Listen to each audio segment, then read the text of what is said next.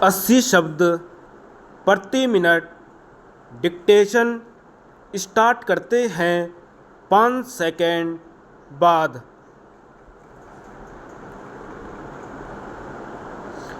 अध्यक्ष महोदय, मैं आपका कृतज्ञ हूँ कि आपने मुझे इस पर बोलने की आज्ञा दी। यह महत्वपूर्ण प्रस्ताव आज दिल्ली के सामने ही नहीं बल्कि हमारे सारे देश के सामने है। पिछले 2-2.5 साल से बराबर हम इस पर विचार करते आ रहे हैं और यह सोच रहे हैं कि हमारे देश में जो असमानताएं हैं उनको किस प्रकार से दूर किया जाए। हमारे देश में करोड़ों जनता ऐसी है जिनको आराम से खाना नहीं मिलता, कपड़ा नहीं मिलता और जिनके पास रहने के लिए मकान नहीं है और जीवन की जो बुनियादी आवश्यकताएं हैं जो सबको मिलनी ही चाहिए वह नहीं मिलती हैं। ऐसे लोगों को किस प्रकार से सहायता पहुंचाई जाए, यह प्रश्न आज हमारे सामने है। इस संबंध में जैसा कि माननीय सदस्यों को मालूम होगा कि हमारे देश में जो सबसे मुख्य पार्टी कांग्रेस पार्टी है वह इस प्रकार के आयोजनों को आगे बढ़ा रही है। इस बात पर कई महीनों से विचार हो रहा है।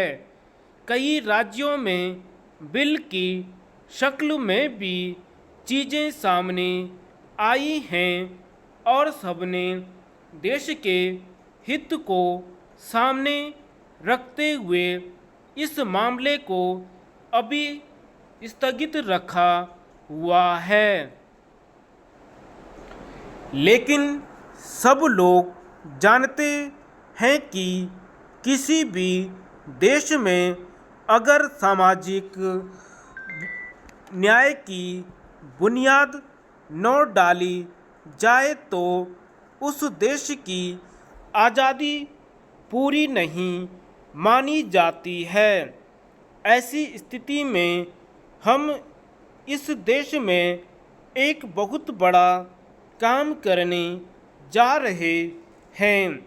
हमारे देश में असमानता कम हो, जनता के अंदर संतोष बढ़े, उसकी गरीबी, बेकारी और बेरोजगारी दूर हो और ये चीज़ें जो सामने डरावनी शक्ल में मौजूद हैं उनको किस प्रकार से मिटाया जाए, यह सवाल आज हमारे देश के सामने सबसे बड़ा सवाल है।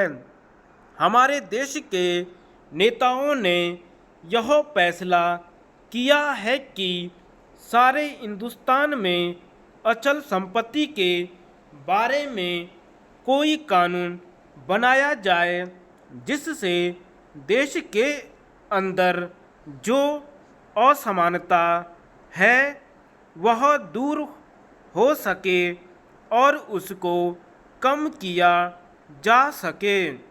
आज हमारे देश में असमानता एक भयानक रूप में खड़ी है।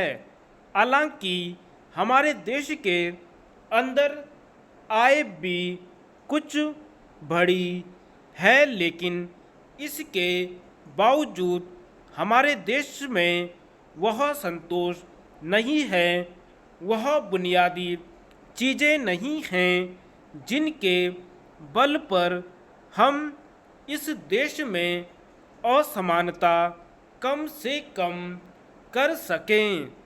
यही कारण है कि यह प्रस्ताव आज यहाँ पर लाया गया है। धन्यवाद।